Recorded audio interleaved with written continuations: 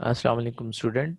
पिछली वीडियो में हमने पहले 13 क्वेश्चन का सलूशन देख लिया था। अब 14th क्वेश्चन देखते हैं कि partial fraction of 2x-1 over x into x-1 किसके इक्वल होगी। तो इसमें हमें पार्शियल फ्रैक्शन नहीं करनी थी, जो ऑप्शंस दी हुई थी उसमें सिर्फ ये पूछा गया कि किस फॉर्म में हम इन्हें रिजॉल्व करेंगे। तो ये लीनियर फैक्टर हैं दोनों, एक्स बी और x-1 भी, इसलिए a over x plus b over x-1 इस तरह ये एक्सप्रेशन रिजॉल्व होगी। और ऑप्शन बी में ये एक्सप्रेशन दी गई है, तो ऑप्शन बी इसकी करेक्ट ऑप्शन होगी। क्वेश्चन 15 में है sine x into cos alpha, और कॉज एल्फा चूंकि कांस्टेंट है विद रिस्पेक्ट टू एक्स, अगर हम देखें तो कॉज एल्फा कांस्टेंट है, ये तो बाहर आ जाएगा। और साइन एक्स का इंटेग्रल हमें लेना होगा जो कि माइनस कॉज एक्स होता है, इसलिए करेक्ट ऑप्शन होगी ऑप्शन सी। फिर क्वेश्चन 16 है 1/4 माइनस एक्स स्क्वायर का इंटेग्रल। तो इसका इंटेग्रल बाय पार्शियल फ्रैक्शन हम लोग फाइंड करेंगे। तो अगर हम 1/4 माइनस एक्स स्क्वायर को रिजॉल्व करें इनटू पार्शियल फ्रैक्शन, तो डिनोमिनेटर की फैक्टराइजेशन हो जाएगी x plus 2 into 2 minus x. और ये दोनों लीनियर फैक्टर्स हैं, नॉन रिपीटिंग है, तो a over 2 plus x plus b over 2 minus x इस तरह लिखेंगे। और फिर इनका एलसीएम लेके इनको जब सॉल्व करेंगे तो a की वैल्यू 1/4 और b की वैल्यू भी प्लस 1/4 ही आएगी। और फिर इन वैल्यूज़ को यहाँ a और b की जगह सब्सिट्यूट करेंगे और फिर इनका इंटेग्रल लेंगे, हर पार्ट का अलग अलग इंटेग्रल आ जाएगा। और नीचे फंक्शन है 2 प्लस एक्स, उसका डेरिवेटिव 1 आता है, ऊपर दिया हुआ है, इसलिए इस पार्ट का तो आ जाएगा integral 1/4 into log of 2 plus x. जबकि यहाँ पे नीचे फंक्शन है लेकिन ऊपर डेरिवेटिव नहीं है, डिनोमिनेटर फंक्शन का डेरिवेटिव बनेगा -1, ऊपर +1 है, इसलिए हम यहाँ पे खुद से -1 लिखेंगे और यहाँ पे भी माइनस कर देंगे। और इस तरह ये इसका इंटेग्रल आ जाएगा -1/4 लॉग ऑफ 2 माइनस एक्स। फिर हम 1/4 को कॉमन लिख लेंगे और लॉग की प्रॉपर्टी अप्लाई करेंगे जो कि quotient of log of quotient is equal to difference of logs. तो ये प्रॉपर्टी अप्लाई करके हम इन्हें एक लॉग की फॉर्म में लिख सकते हैं। और इस तरह लिखेंगे कि पॉजिटिव वाली टर्म ऊपर और नेगेटिव वाली टर्म डिनोमिनेटर में आ जाएगी। और ये सी बी ऑप्शन में ये दिया गया है रिजल्ट, तो बी ऑप्शन इसकी करेक्ट ऑप्शन होगी। क्वेश्चन 17 में एंटी डेरिवेटिव पूछा गया है कि e to the power x cube plus 3 time e to the power x minus x square किसके इक्वल आता है, इसका इंटेग्रल बताना है हमें। तो ये एक फॉर्मूला हमने पढ़ा है कि e to the power a x into f of x plus f dash x, ये इक्वल होता है e to the power a x into f x. यहाँ पे a की जगह पे 1 आ गया और एफ ऑफ एक्स की जगह पे एक्स क्यूब आ गया है।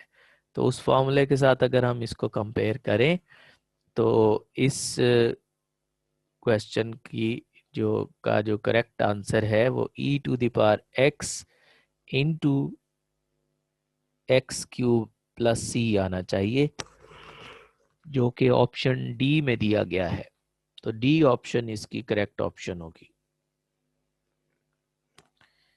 क्वेश्चन 18 है y tan y whole square secant square y dy।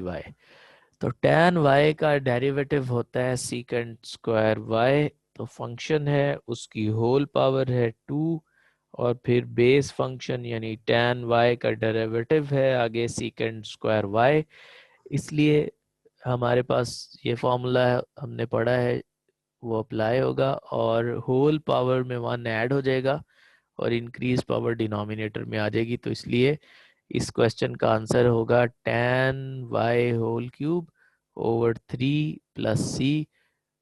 तो ये इसकी करेक्ट ऑप्शन होगी।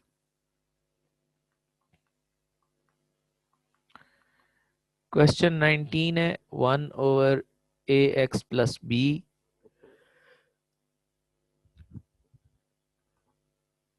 1 ओवर ए के साथ हम मल्टीप्लाई करेंगे और ए से मल्टीप्लाई करेंगे। उसकी वजह यह है कि ए एक्स प्लस बी का डेरिवेटिव ए होता है, नीचे फंक्शन ऊपर डेरिवेटिव हो तो लॉग ऑफ द फंक्शन आ जाता है।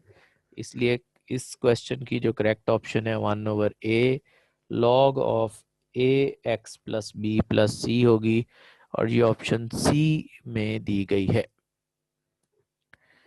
20th क्वेश्चन में वही फॉर्मूला अप्लाई होगा जो अभी हमने देखा है थोड़ी देर पहले कि e to the power a y into a f of x plus f dash x is equal to e to the power x f of x. तो यहाँ पे e to the power a x f of x, तो इस तरह का formula था जो हमने पढ़ा है। उस फॉर्मूला के मुताबिक यहाँ पे a तो 1 है और यानी e to the power 1y into 1y cube plus derivative of y cube, ये y क्यूब का डेरिवेटिव है तो इसलिए ये फार्मूला के मुताबिक है जो हमने याद किया हुआ है। तो इस तरह इसका आंसर आना चाहिए e की power y into y cube plus C. तो सी ऑप्शन में ये एक्सप्रेशन दी गई है इसलिए इसकी करेक्ट ऑप्शन सी होगी। log ऑफ x dx, इसका इंटीग्रल फाइंड करना है। तो इसका इंटीग्रल हम इंटीग्रेशन बाय पार्ट से फाइंड करते हैं। इंटीग्रेशन बाय पार्ट के लिए हमें एक इंटीग्रेटिंग और एक डिफरेंशिएटिंग फंक्शन चूज करना होता है। यहाँ पे हम इंटीग्रेटिंग फंक्शन 1 को लेंगे, खुद से 1 लिखेंगे, उसको इंटीग्रेट करेंगे 1 का इंटीग्रल x और log x as it is आ जाएगा। फिर माइनस फॉर्मूले में भी आता है और इंटीग्रल x और फिर इस फंक्शन का डेरिवेटिव लेंगे 1 ओवर x आएगा, x के साथ x कैंसिल होगा, इस पार्ट में रह जाएगा सिर्फ 1 का इंटीग्रल और 1 का इंटीग्रल होता है x। तो इस तरह जो टोटल रिजल्ट हमारे पास आएगा वो होगा x log x minus x plus C और ये ऑप्शन डी में ये आंसर दिया गया है। क्वेश्चन 22 है, इसमें भी एक फंक्शन का इंटीग्रल फाइंड करना है और यहाँ जो डिनोमिनेटर में फंक्शन दिया हुआ है उसका डेरिवेटिव न्यूमरेटर वाला फंक्शन है।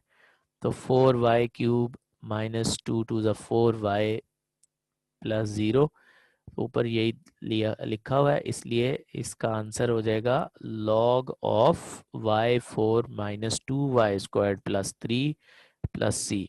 तो सी ऑप्शन इसकी करेक्ट ऑप्शन होगी। क्वेश्चन 23 है, एंटी डेरिवेटिव बताना है हमने y into tan 45 degree. tan 45 1 होता है तो ये तो कांस्टेंट हो गया, तो यहाँ रह गया सिर्फ y का हमें एंटी डेरिवेटिव या इंटीग्रल फाइंड करना है जो कि y स्क्वायर्ड ओवर 2 प्लस सी होगा और डी ऑप्शन करेक्ट ऑप्शन होगी इस क्वेश्चन की। नेक्स्ट क्वेश्चन 24 है, the value of sine a whole cube into cos x. तो अब यह साइन ए जो है ये तो कांस्टेंट है, इसका क्यूब भी लेंगे तो ये कांस्टेंट हो जाएगा, इसको हम इंटीग्रल से बाहर एज ए कोएफिशिएंट कंसीडर कर लेंगे। कॉस एक्स का हम सिर्फ यहाँ पे इंटीग्रल लेना है और कॉस एक्स का इंटीग्रल होता है प्लस साइन एक्स, इसलिए डी ऑप्शन इसकी करेक्ट ऑप्शन होगी। और लास्ट क्वेश्चन है the value of integral of tan x। तो ये फॉर्मूला है जो इस चैप्टर के स्टार्ट में टेबल दिया गया है इंटीग्रेशन का, उसमें भी ये लिखा हुआ है tan x का इंटीग्रल होता है log of secant x plus C. तो इस तरह ये जो 25th क्वेश्चन होगा इसकी करेक्ट ऑप्शन डी ऑप्शन होगी। तो इस तरह से हमने तमाम क्वेश्चंस की आंसर की को एक्सप्लेन किया। अगर आप अभी भी किसी क्वेश्चन के बारे में कोई कंफ्यूजन है तो आप अपने टीचर से पूछ सकते हैं या कमेंट करके पूछ सकते हैं यहाँ पे। ओके, इजाज़त दीजिए, अल्लाह हाफिज़।